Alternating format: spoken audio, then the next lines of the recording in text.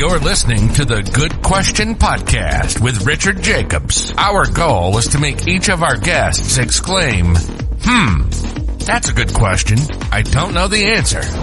Because when that happens, it means you, the listener, may be inspired to learn more beyond the interview and to ask great questions yourself that lead to new insights. In this podcast, we cover historical and current anthropology, comparative religion, and history. Welcome, and let's get started. Hello, this is Richard Jacobs with the Good Question Podcast. My guest is Douglas Lynam. He was a former monk. He's an entrepreneur, and he's now become a financial advisor. We're going to talk about the book From Monk to Money Manager, Taming Your Money Monsters. Very, very unusual journey. He was actually in the Marines as well, then a Benedictine monk, now a financial expert. So got a lot of life experience I'm sure he brings to bear on everything he does. So welcome, Doug. Thanks, Richard. It's a real honor. It's great. It's an honor to be here. Well, tell me a bit about your history. So, I bet if you wrote out a resume, you'd be like, this is weird. How did I go from here to there to here? Yep. So what's some of the highlights of what you've done? Yeah, my resume looks like it was designed by Salvador Dali on a sugar high. It's kind of all over the place. But yeah, so I grew up outside Chicago, a little town called Naperville. It's now a pretty big metropolis these days, but when I was there, it was a farming town. And, I grew up in a pretty affluent family, but when my parents divorced, from my childhood perspective, it felt like money got weaponized, and my brothers and we all kind of rebelled against what we thought was mistakenly, I thought we looked at the world of finance and capitalism and business as sort of dirty or nasty or evil or something. Somehow, we were just projecting our childhood daddy issues on the whole economy, which didn't make any sense. But I sort of rebelled first by running off to join the Marines, and I thought that was probably I was trying to impress my father and, be a manly man who could do manly things. And I realized that unresolved anger issues and high explosives were probably a bad combination. So after graduating at the top of my class from Marine Corps Officer Candidate School, I actually turned down my commission and became a Benedictine monk. I realized if I was trying to find, if I was going to leave the Marines, what would be a higher calling? What would be some path that would help me try to find the meaning of life, look for, answers to deep philosophical questions? And it was also a great way to annoy my parents. There couldn't be being a monk where I was a Benedictine monk for 20 years and thought I was leaving the world of money and materialism behind. And it was a great adventure in many, many ways. But in an ironic twist of fate, about 2-3 years after I arrived at the monastery, our community went bankrupt because we all hated dealing with money. We all thought we had these sort of negative money mindsets, what I now call them money monsters, these sort of unconscious psychological patterns that we project onto the world of our personal finances and then even onto the whole economic system, and that maybe derail our financial lives in unhealthy ways. And so, basically we took the vow of poverty a little too seriously. We got ourselves in some real financial pickle. And, so by ironic twist of fate, it fell to my shoulders to sort that mess out. I became the business manager for the monastery. It took me about 2 years to, first I had to learn something. I was so financially illiterate at the time, as was everyone else in the community. And so it took a while to figure out, how does this whole money thing work? And then how do we get to the debt problems we're having? How do we get out of it? Et cetera, et cetera. So a school of hard knocks. And then after that was resolved, monastery guests would come to our community looking for spiritual advice. And they would often ask me to pray for them. And I'd be like, sure, happy to do that. But actually, a budget might work a little bit better to solve some of your problems. That if we actually, one of the great realizations I had is that a lot of people's spiritual struggles often have a financial component, either that's a direct cause of them lurking in the background as a secondary issue. And if I could resolve people's financial stressors, that you could dramatically improve the quality of their lives and reduce a lot of suffering for themselves and the people that they loved. And so I started doing that pro bono I was doing that for a solid 20 years in the monastery. That was my form of service and gift back to the community. And then at the same time, I was in a teaching order. So every one of us, all the monks, we all taught college or high school. I was the chair of the mathematics department at a fairly prestigious private school at the time, and started teaching econ and personal finance as an elective for the kids, because I thought that was really important, not to send our kids out into the world financially illiterate like I was. And then, after 20 years, the monastery started to crumble. We weren't getting any new members. It was dying out. And, a whole host of other reasons. It's, it's a long story. It's in my first book, From Monk to Money Manager. But essentially, I then decided to leave the world of monasticism and become an investment advisor, take some of the skills I learned out into the world and try to, use them as a tool to see money as a tool for love and service. How do we help people have a healthier, more ethical, more sustainable relationship to their finances so that they can relieve the suffering from themselves and then have the tools to see money as a tool to help alleviate wider suffering and so that you can have the resources to fix the crack in the world that you were born to fix. All right, so I got a lot of questions here. So I'm picturing standing before me a Marine, a young Marine, and then a monk, and then like, I don't know, an insurance salesman, but like, registered investment advisor. Well, registered investment advisor, financial planner. Now that you have the perspective, what does the mindset of those three avatars look like? Well, I think the avatar of the Marine just didn't want to deal with money at all. And both the Marine and the monk avatars were what I would call had a really avoidant attitude towards money and just didn't want to have to. The Marines was nice because everything's sort of taken care of for you in a way. Financially, make a lot of money, but your basics are covered. You don't need to think too hard as long as you you can manage a budget. And then in the monastic, but you're disciplined though. You're disciplining yourself, and so you're getting that at least. But you just feel like, I don't have to worry about money. I can just do my job, and I'm good. Right, exactly. But then when I got to the monastery, I was trying to I thought the monastery was solved.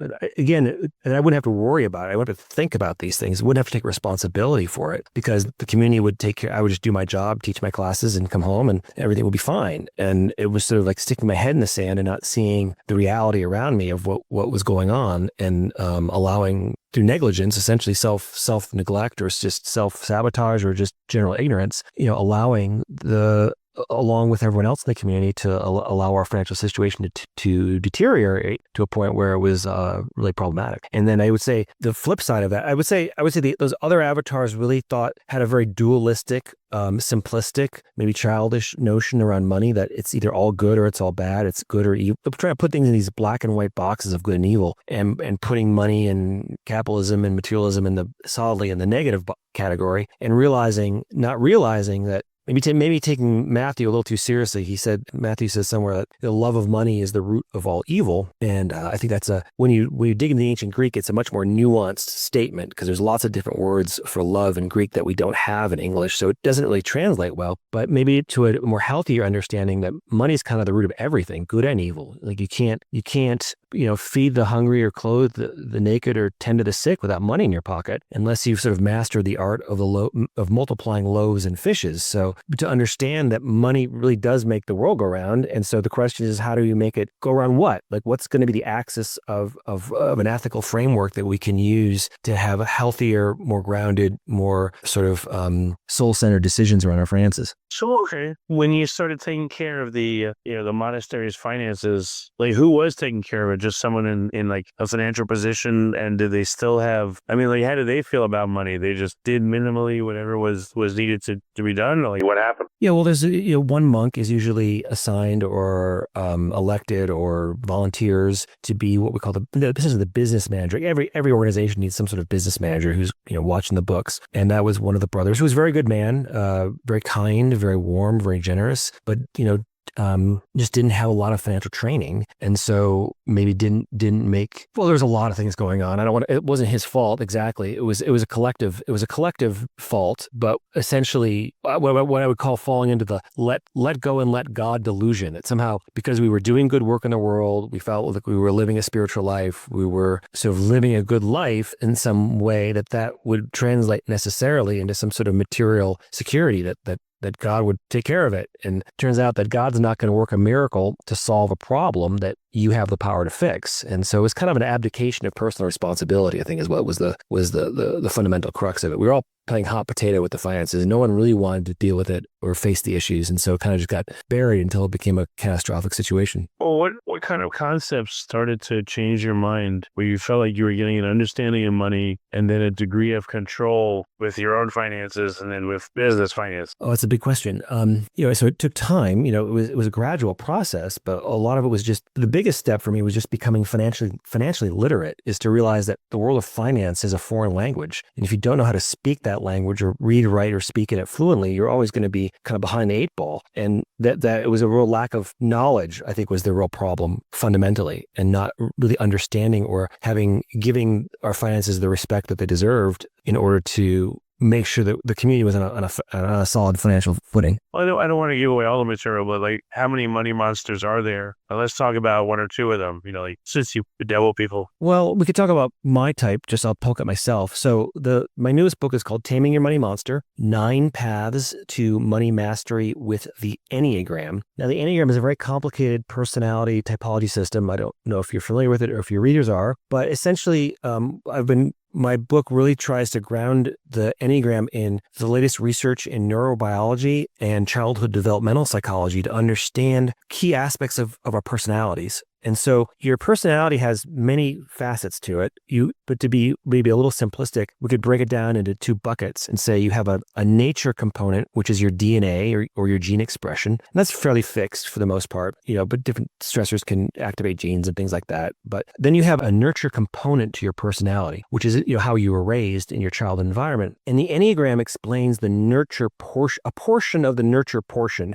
I know that's a little confusing, but a portion of the nurture portion of your personality to describe how your ego necessarily evolved in childhood to protect you against the biggest stressors in your childhood environment and they're sort of necessary in order for you to develop an individual, what we call in psychological terms, we would say to individuate and differentiate from your caregivers and from the world around you. And so turns out there's only so many ways you can design the basic structure of an ego, kind of like there's only so many ways you can design the basic structure of a car. Like there's, the car you drive. It's archetypes, right? Yeah, it's archetypes. So there's infinite variety of cars. The one you drive is totally unique. You got a unique year, make, model, dents in the bumper, whatever. But we can sort of break our cars down into archetypal categories like sports cars, SUVs, compact cars, and we could do the same for ego structures. And so there's 9 basic ego structure defense mechanisms that we can form in childhood with lots of subtypes and lots of variety inside those types. But essentially, the book explains how those 9 archetypal patterns form, what they are, and then layering on top of that what I call the attachment theory of money, which is based on the attachment theory of relationships, if anyone listening is familiar with those. If not,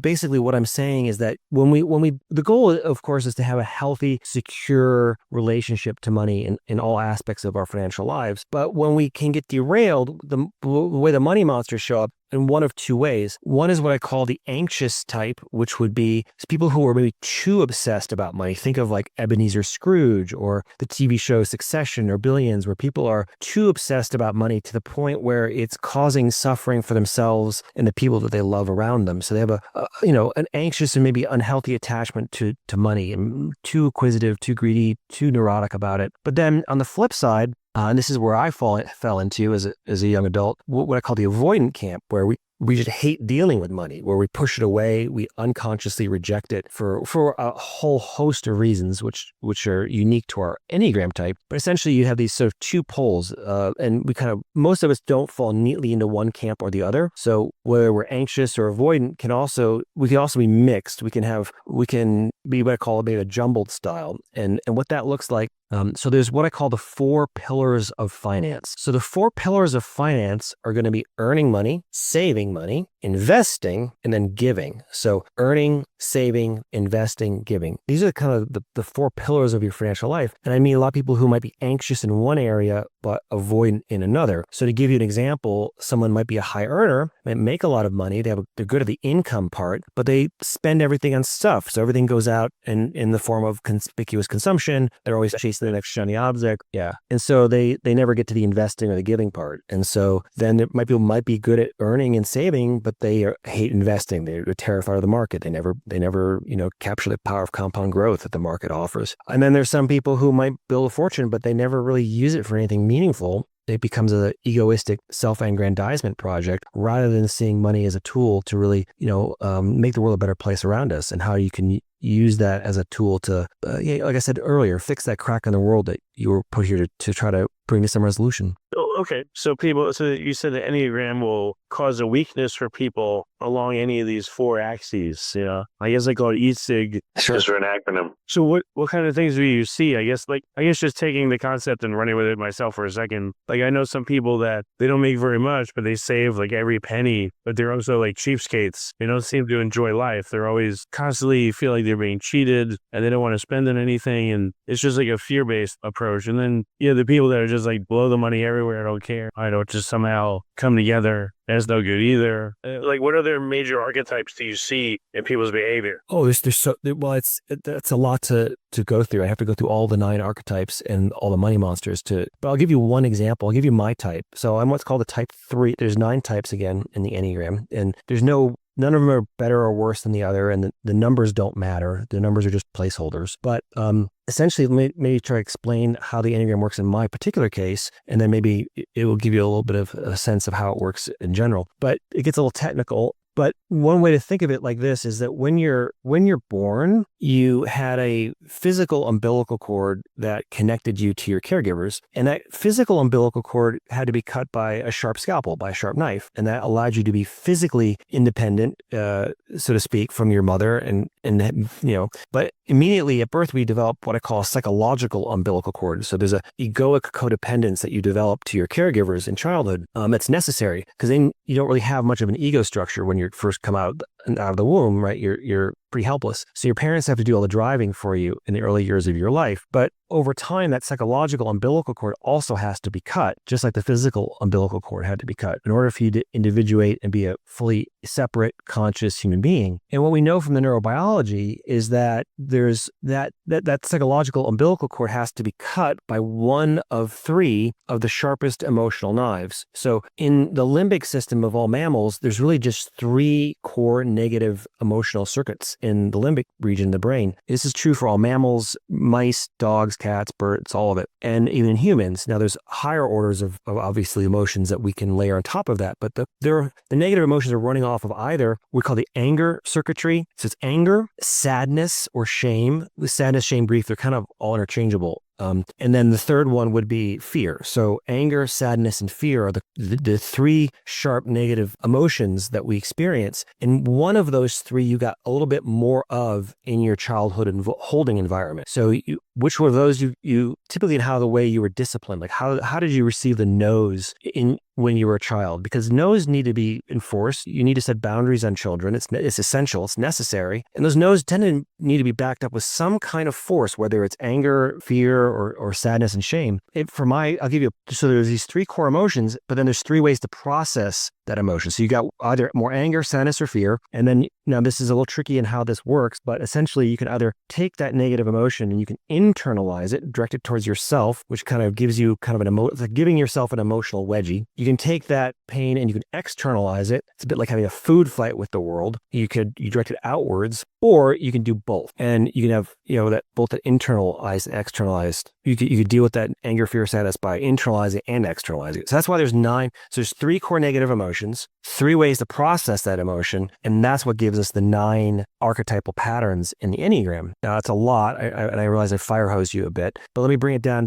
to a concrete example. So in my case, I'm what's called type 3. And what that means is I have both an internalized and an externalized sadness or shame, which means my ego structure is designed in such a way that I tend to feel sadness or shame about how I perceive myself. And I have this externalized sadness or shame about how I think other people perceive me. And that what that creates for type 3s, it does it for all of us. It creates our deepest unconscious fear. And the deepest unconscious fear for a type 3 is that we're fundamentally worthless, that we don't have any value in the world. And so then what we do to compensate for that, to try to overcome that, is we become the type 3, which is called the achiever. I call them the race car. I give them car name metaphors are helpful. So what 3s do is we tend to try to achieve things. We want to win the race. We want to run the marathon, start the business, write the books, be successful by the standards of the society or culture around us in order to get these pats on the head to validate us, to overcome this deep sense of worthlessness that we have. And that can get us into a lot of trouble with money. So let me just pause there, see if any of that makes sense, and I'll go into the money a little bit more deeper. It makes sense. I don't know. So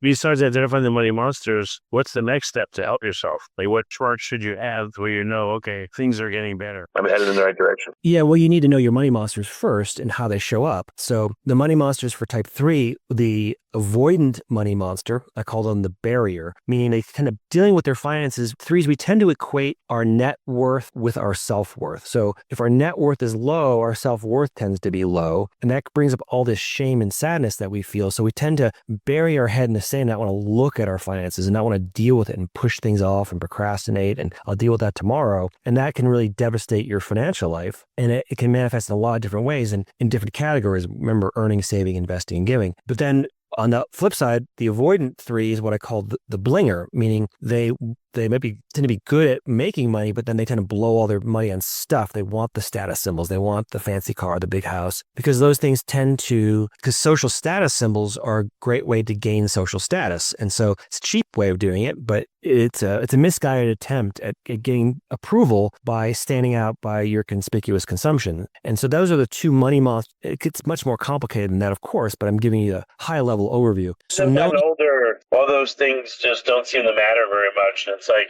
it's like I don't need anything. I have food, I have a car, I have my family, I have a house. Like I don't need anything. I feel like, So that helps, but there's other monsters that I and everyone else deal with. At least age just kind of help out. Yeah, because as we age, our Enneagram type isn't fixed. It has a growth model built into it. And so as we age, hopefully we gain more wisdom, more maturity, and we contain these issues or some of us don't. Some of us kind of just come out with a healthy relationship to money because of how we were raised. And that's great. Kudos to those people. But for those who are really struggling with their finances, either they feel trapped in their wealth or they feel trapped in their poverty, then I think this book offers some tools for helping alleviating those issues. Well, what are some notes of feedback you've gotten that really surprised you or made you say, yes, the book's having a positive effect? Oh, just, people reaching out. I get fan mail regularly, seeing all the reviews on Amazon and Goodreads, it's getting 5-star reviews. So it's really taken off and just a lot of the positive feedback loop has been tremendous. So how does having been a monk help you, or does it help you? Like, what did you learn from doing that you apply to your financial stuff today? Well, I would say, certainly being able to know what's essential, right? Not being caught up in the materialistic trap, being able to have a much more contemplative approach to my financial life, a much more emotionally balanced approach, and being able to take the contemplative wisdom that I learned in the monastery and bring that into my financial life and see that those things are connected, that your financial life and your spiritual life are not separate. That's the great insight of spirituality, is that everything is interconnected. And so when you see that interconnection inside yourself and you're able to be at more peace with your financial life, then you're going to find a lot more peace throughout the rest of your life because you aren't facing this constant nagging stress of having to deal with the financial challenges that are in front of you that can be very overwhelming. And I guess, you know what it's like to live with very little. Mm-hmm. So maybe that's a mental safety thing in your head, If I lose it all, I lived as a monk for 20 years. I could do it again if I had to. Again, just like it's less scary. A little bit. It's still scary. I mean, but as we age, there's healthcare, there's retirement, there's, I don't want to spend my golden years scrounging for ramen. I would like a little more creature comfort than that. What about being a Marine? What did that teach you, and how did that inform how you were a monk and then how you are as a financial advisor? Well, I think the Marines gave me a lot of discipline. They helped me grow up a lot of ways, gave me a lot of leadership training, which I'm very, very grateful for. A lot more self-confidence. I wasn't an athletic kid growing up, so I kind of went to the Marines to prove that I could do it, and I'm really proud of what I accomplished there. So yeah, deeper self-confidence, self-assurance, and the ability to know when to take charge and know when to step back and let others lead. But leading and follow, because you can't be a good leader until you know how to follow. So it's being which role is appropriate in a particular circumstance and how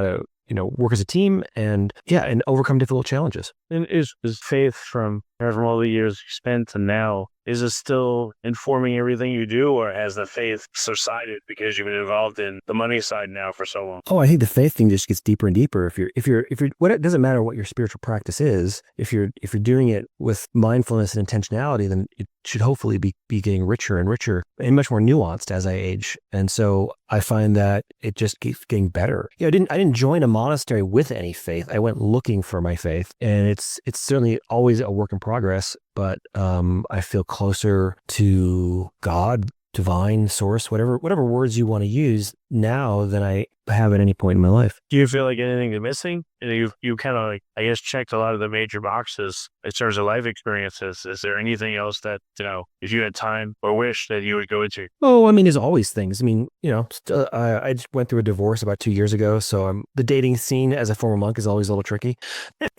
And so there's things in my life that I would like to grow and improve upon, but for the most part, this is a really good place to be. Okay. And for the people listening, which book should they start with if they want to start looking into the money monsters and the enneagrams? Well, then the book for those people would be Taming Your Money Monster: 9 Paths to Money Mastery with the Enneagram, and you can find that on Amazon, booksellers everywhere. You can go to my website, DougLynam.com, DougLynam.com, and you can find my books, you can find my coaching services, you can find investment stuff, all kinds of good resources there. But that would be the place to start if you want to go a deep dive into the psychology of money. And then my first book is a good primer if you want to become financially literate, if you want the nuts and bolts of that. The first book, From Monk to Money Manager, is really a how-to book. How do you do budgeting and bookkeeping and insurance and taxes and all those things that are essential to kind of get your foundation under you. And then the second book, really Taming Your Money Monster, is a really deep psychological